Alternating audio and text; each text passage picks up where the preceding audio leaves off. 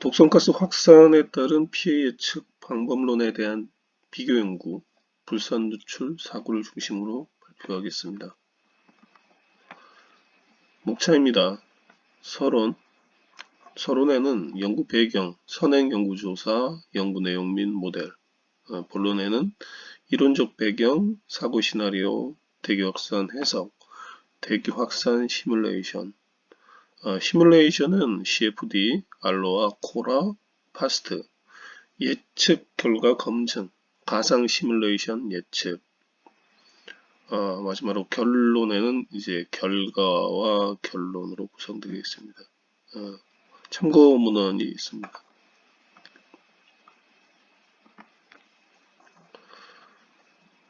연구 배경입니다.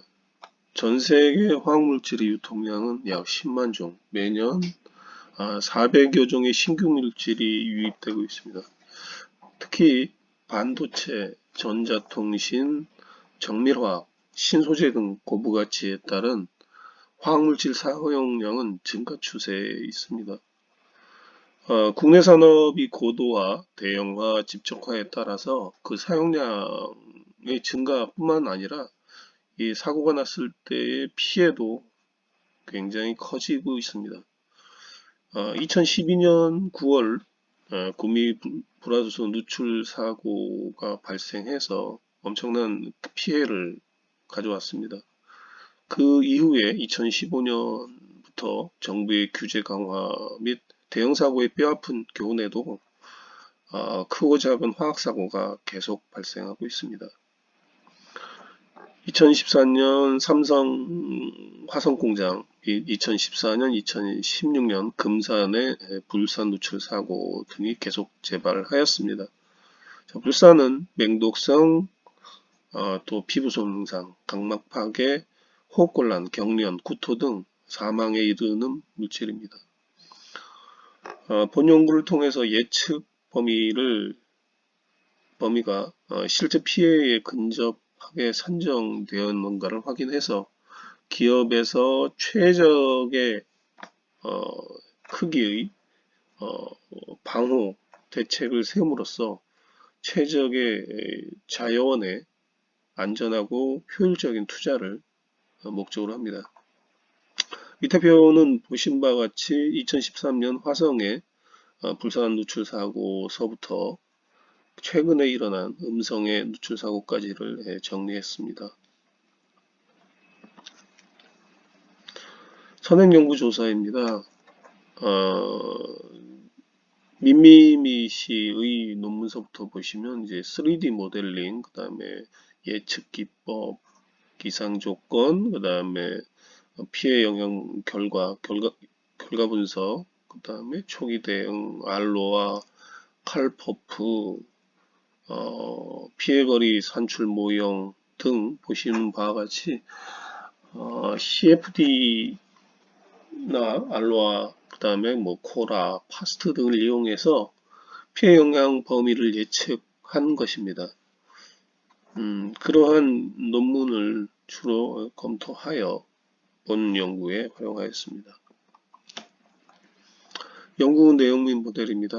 그 오른쪽 그림과 같이 사고 시나리오를 작성합니다. 사고 원인 조사, 그 다음에 CCTV 결과를 보고 금산에서 발생했던 거를 역으로 추적해서 사고 시나리오를 작성하고 그 국가공간정보 포털에서 지도를 구입합니다.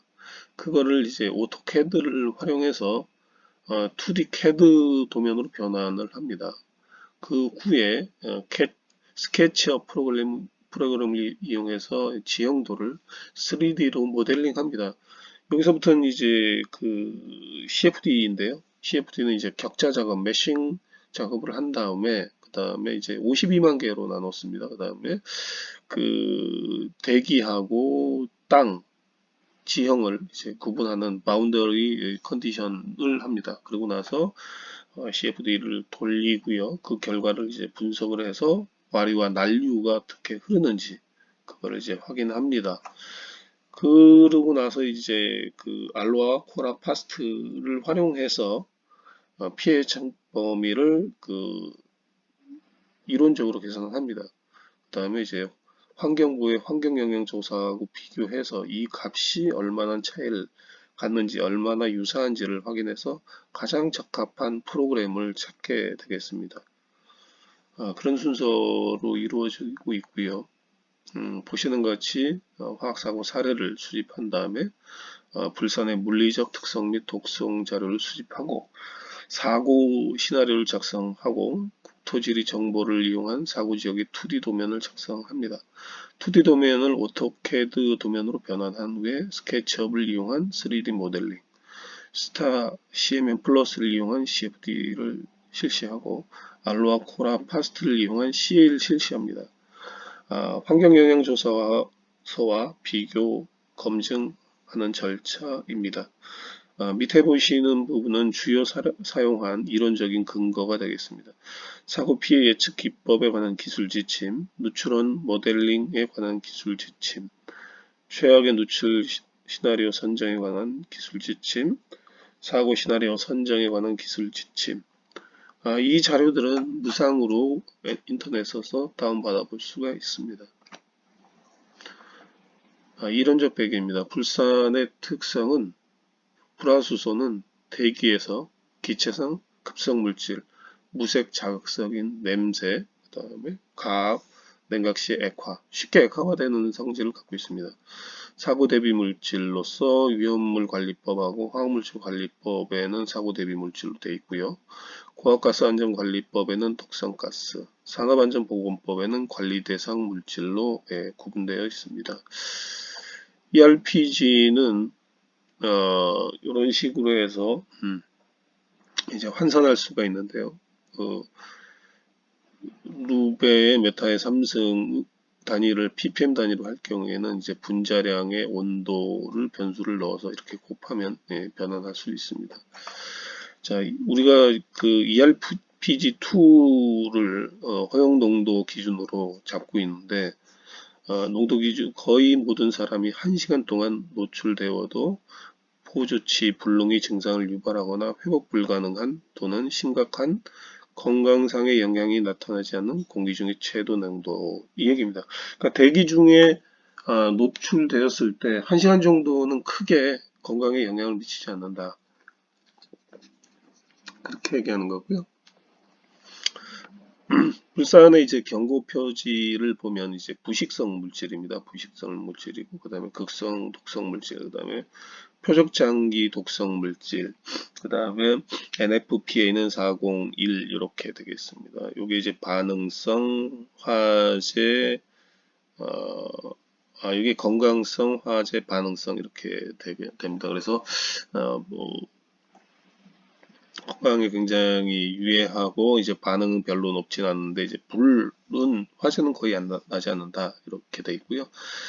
부식성 물질을 굉장히 주의를 하셔야 되는데 이게 이제 액화가 잘 됩니다. 그러니까 수증기하고 결합을 해서 액화가 되면 이제 물산, 말 그대로 산이 됩니다. 산이 돼서 그 인체의 증기가 몸으로 들어갔을 때 이제 허파라든지 뭐 피부도 마찬가지고요.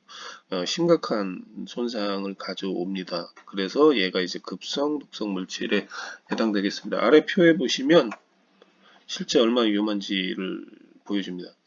분자량이 20.01로서 우리가 공기의 평균 분자량 29보다 가볍습니다. 그래서 증기가 증발하면 이제 위로 향하게 되죠. 공기 중으로 향하게 되면 이제 가벼운 바람에도 멀리까지 확산될 수 있다. 이렇게 보시면 되고요.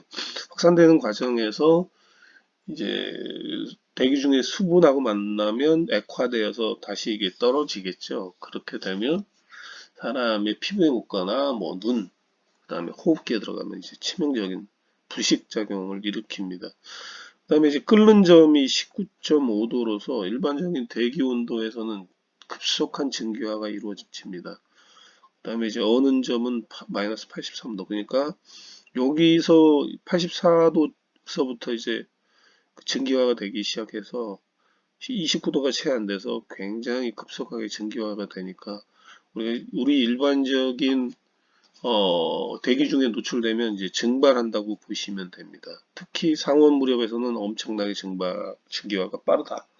이렇게 보시면 되고요.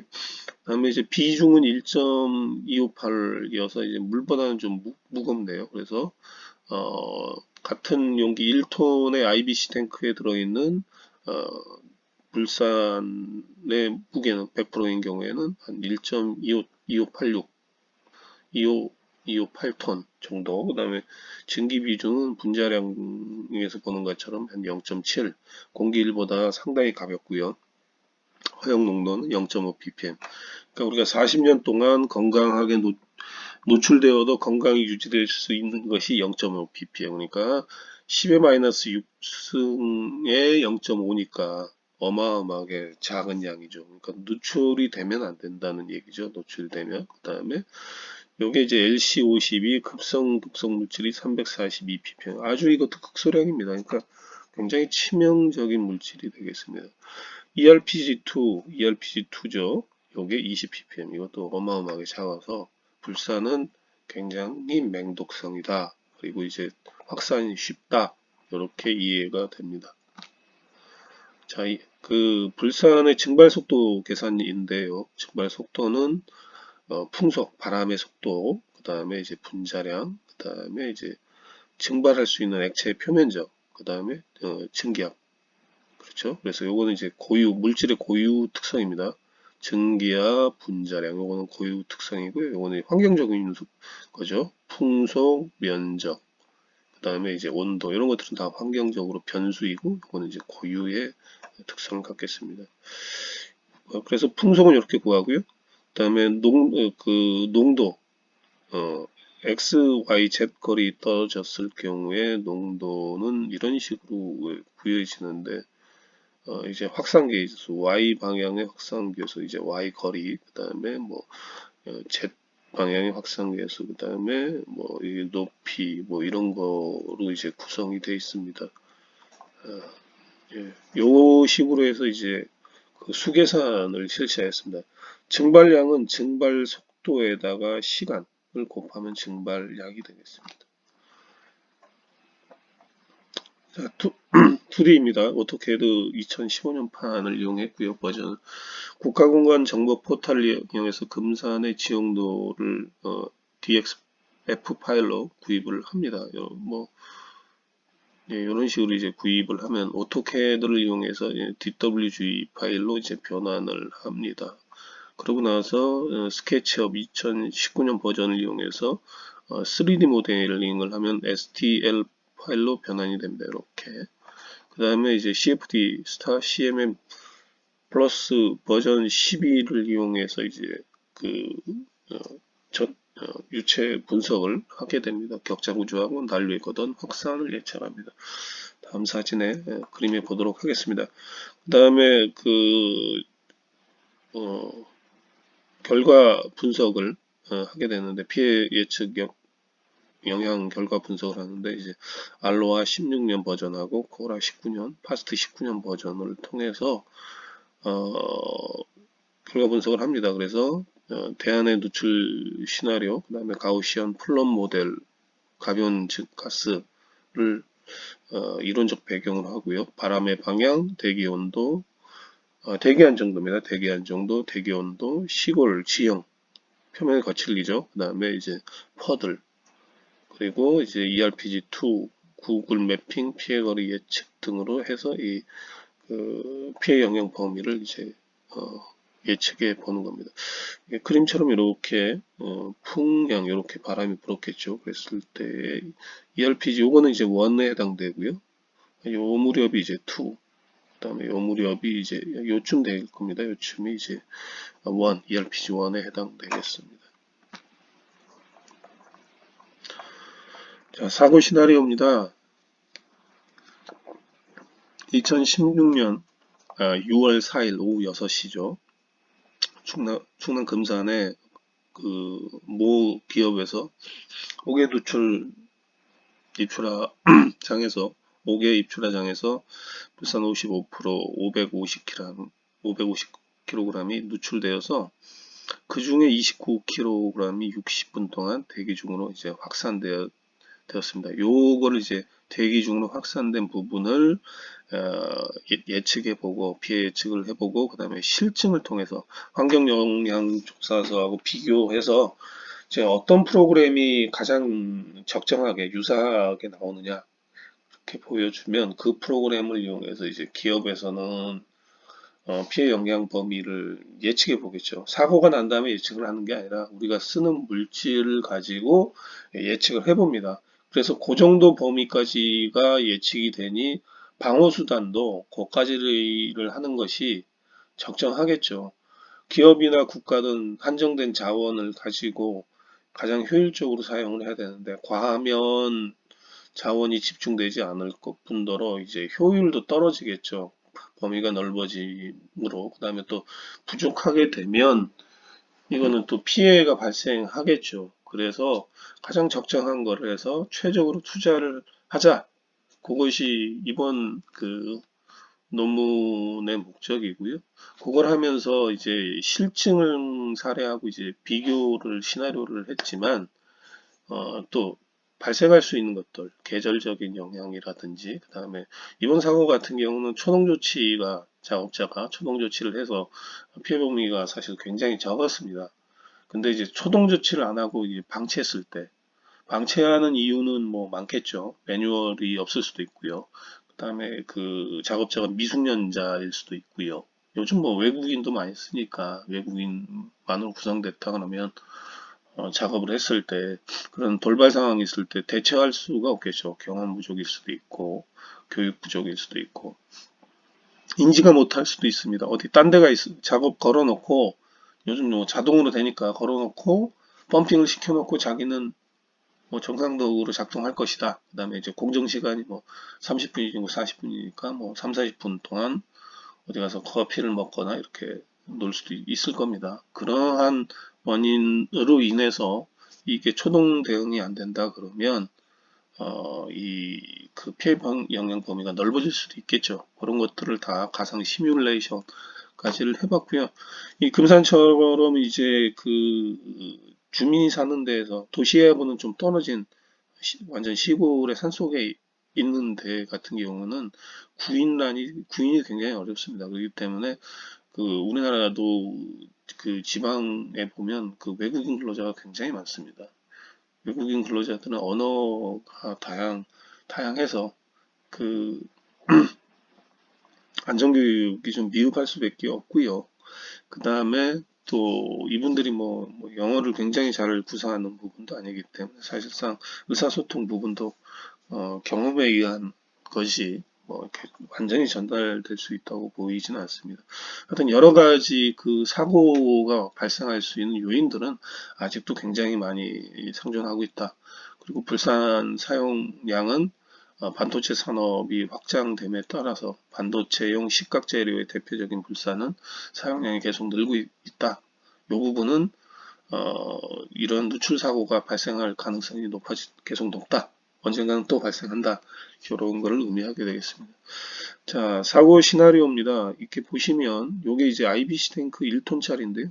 그 비중이 1.258인가 그랬잖아요. 그러다 보니까 이게 1.2톤이 좀 넘은 게 이제 채워졌었는데 이렇게 펌핑 작업을 합니다. 그러면 이제 이 펌프의 용량이 있어서 한 30분 정도면 이제 다 채워지게 되는 게 정상적인 작업인데 요 이제 필터가 여기 있습니다. 근데 요 필터가 막혔어요. 그래서 이렇게 탱크로리에 이제 그 충진이 돼야 되는데 이 필터를 왜 막혔냐면 요 무렵에 이 출하량이 굉장히 많았어요. 그러다 보니까 기존에 예를 들어서 3개월에 한 번씩 교체했던 필터지만 그 기간에 이르기 전에 사용량이 뭐 5, 6배가 늘다 보니까 이게 수명이 짧아진 거예요. 근데 이제 얘는 뭐 석 달이 안 됐으니까 그냥 놓은 거죠. 그러다 보니까 얘를 할 때 얘가 이제 필터가 막히니까 과압이 발생해서 이제 파열판이 터졌습니다. 파열판이. 이건 정상이죠. 터져서 그 이 옥내 출하장으로 이 배관이 연결돼 있어서 여기에 이제 그 펌프에 모이면 이 수중 펌프로 해서 지하 펀드를 이렇게 그 보내야 되는데 이때 또 마침에 또 수중 펌프가 고장 났음에도 불구하고 안 고쳤어요. 그러니까 얘가 이제 넘친 거죠, 이렇게. 그래서 여기 공장 테두리에, 내부 테두리에 있는 트렌치를 채우고 넘쳐서 이제 바깥으로 이렇게 흐릅니다. 요 부분이 이제 여기에 해당되고요. 이쪽으로 이렇게 누출이 됩니다. 그랬을 때 여기가 이제 5개 우수로가 있는데 이쪽으로 가면 이제 그 하천을 따라서 이제 오염이 되니까 작업자들이 뭐 나와서 요 부분에다가 이제 요 부분에 이렇게 모래로 제방을 쌌습니다. 근데 그 모래하고 불산이 누출되면서 여기서 이제 화학작용, 그러니까 소석해도 뿌리고 막 그러면서 얘가 이제 중화작용을 하면서 이제 증기가 이렇게 증발열이 발생하니까 더 증기화가 빨리 됩니다. 그래서 증기화가 되고 이때도 생기고, 그래서 요것이 대기 중로 타고 이제 흐르죠. 마을은 이쪽 방향입니다. 그래서 바람이 이렇게 불었으니까 이렇게 해서 이제 날아갑니다. 근데 피해 영향 범위가 한 요 정도에서 멈췄습니다. 29kg 나간 게 한 요 정도에서 멈췄다. 그런 것들을 이제 보도록 하겠고요. 여기 누출된 그 출하장 부분이고요. 이제 공장동이 이렇게 돼 있고, 요게 이제 사무동입니다. 그래서 바람이 이렇게 불었기 때문에 사실상 그 6월이면은 창문을 열어놓잖아요. 계절적으로 더워서. 그래서 이 지역 같은 경우는 창문을 이쪽이고 열면 안 됩니다. 그죠? 당연하죠. 그래서 사무실 설계 부분일 때도 이 공장은 창문이 이때 강제적으로 잠겨 있어야 되고요. 그 다음에 반드시 잠겨 있어야 됩니다.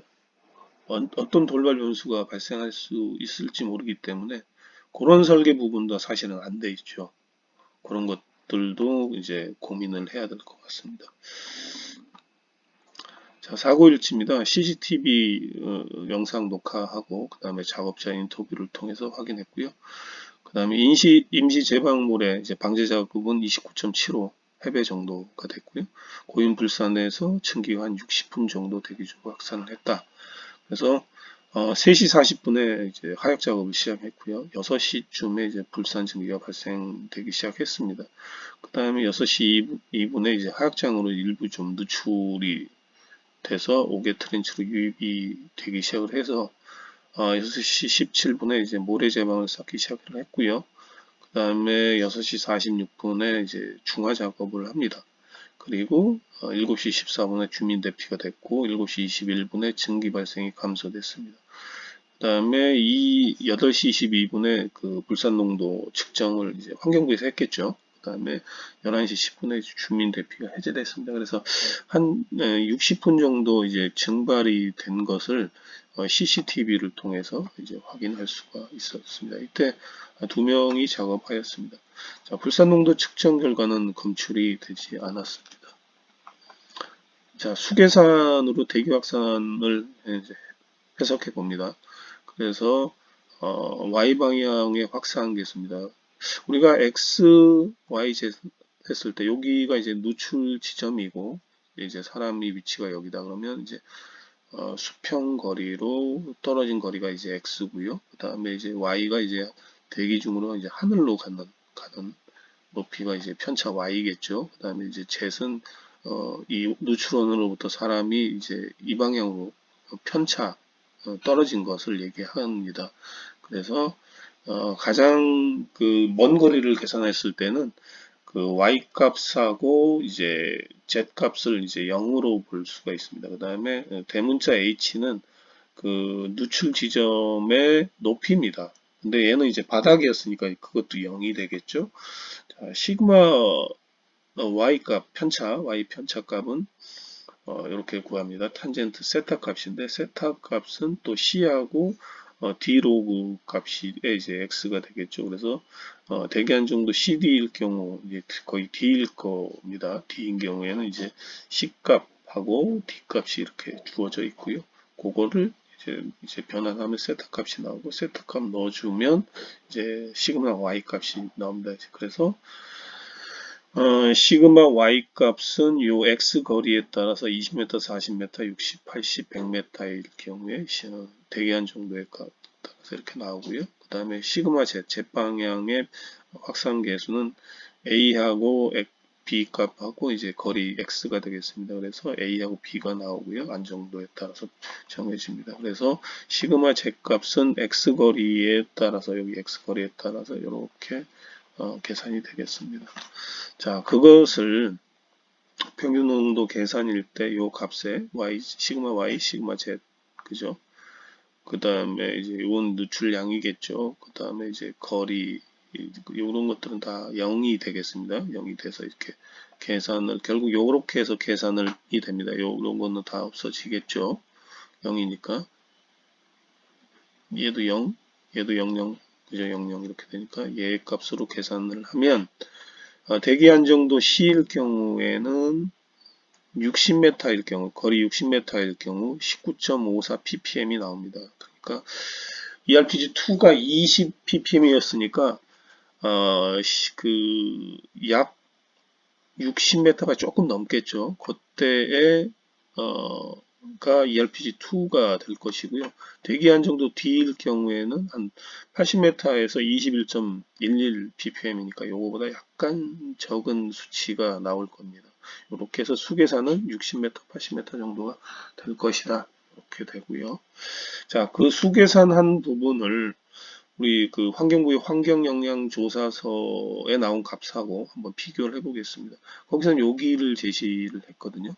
97m, 약 97m 되는데 대기 안정도 D일 경우에 한 80m, 한 이 정도가 나옵니다. 그래서 약간 적게 계산이 되고요. 60하고는 좀 많이 차이가 나오는데 그 무렵의 대기 안정도가 한 80 정도, D 정도를 보기 때문에 한 80 정도 되지 않겠냐 이렇게 보고 있습니다. 만약에 이렇게 여기에 이제 낚시터인데 여기까지 갔다 그러면 여기에 이제 불산이 높겠죠. 녹으면 물고기들이 떼죽음을 당할 수도 있을 것 같습니다.